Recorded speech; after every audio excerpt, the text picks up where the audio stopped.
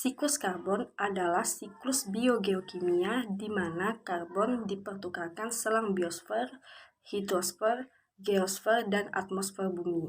Dalam siklus karbon terdapat 4 karbon utama yang dihubungkan oleh jalur pertukaran. Reservoir tersebut adalah atmosfer, biosfer terestrial, lautan, dan sedimen.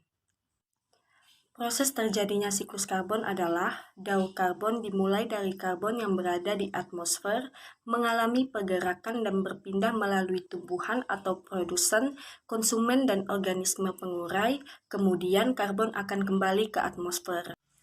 Siklus karbon merupakan siklus biogeokimia yang sangat penting karena menyangkut kehidupan berbagai spesies di dunia. Karbon ini peranannya sangat vital dalam menjaga suhu bumi. Selain itu menjadi unsur yang sangat penting dalam kebutuhan energi makhluk hidup. Karbon dioksida pada atmosfer bumi merupakan salah satu unsur kimia utama yang turut mendukung berlangsungnya kehidupan dari makhluk hidup di bumi. Pada atmosfer bumi, karbon dioksida merupakan salah satu unsur utama meskipun jumlahnya sangat sedikit bila dibandingkan dengan oksigen dan nitrogen. Peran utama dari karbon dioksida pada atmosfer bumi adalah sebagai unsur pendukung pembentukan karbohidrat pada tumbuhan melalui fotosintesis. Selama fotosintesis, terjadi perubahan senyawa dari karbon dioksida menjadi karbohidrat. Sementara itu, tumbuhan juga menghasilkan oksigen yang kemudian dilepaskan ke atmosfer bumi.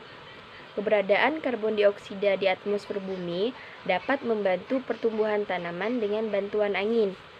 Angin dapat mempengaruhi laju transpirasi, laju penguapan, dan ketersediaan karbon dioksida di udara. Angin yang membawa karbon dioksida di udara pada kecepatan udara 0,1 hingga 0,25 meter per sekon akan memudahkan tanaman dalam melakukan pertumbuhannya. Karbon di biosfer. Sekitar 1.900 gigaton karbon terdapat di dalam atmosfer. Karbon memiliki peran penting dalam bentuk, biokimia, dan nutrisi pada seluruh sel makhluk hidup. Kehidupan memiliki peran yang penting dalam siklus karbon, diantaranya autotrof adalah organisme yang memproduksi senyawa organiknya sendiri dengan memakai karbon dioksida yang berasal dari udara. Pembakaran biomasa dan karbon dipindahkan di dalam biosfer sebagai makanan heterotrof seperti buah-buahan. Karbon di laut. Laut berisi sekitar 36.000 gigaton karbon, di mana sebagian besar dalam bangunan ion bikarbonat. Karbon anorganik yaitu senyawa karbon tanpa ikatan karbon-karbon atau karbon hidrogen adalah penting dalam reaksinya di dalam cairan. Pertukaran karbon ini menjadi penting dalam mengontrol pH di laut dan juga dapat berubah sebagai sumber atau source atau lubuk atau bisa disebut juga sink karbon.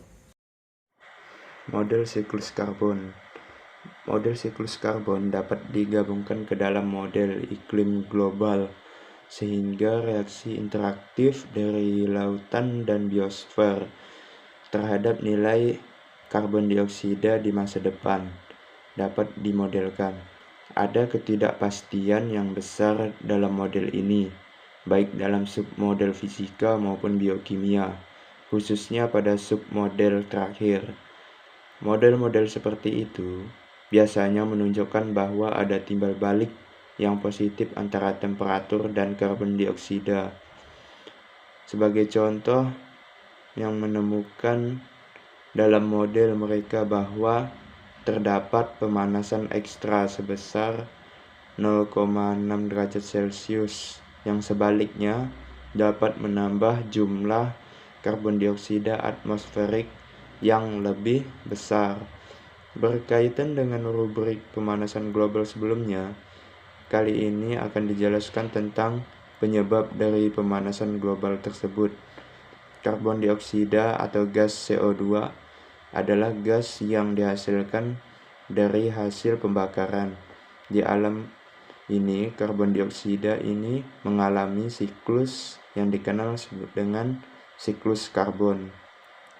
Siklus karbon dimulai dengan dilepaskannya CO2 oleh berbagai macam sumber seperti penghilangan minyak bumi, asap pabrik dan kendaraan bermotor, peristiwa alam seperti gunung meletus, organisme di laut, aktivitas manusia, hewan, dan tumbuhan.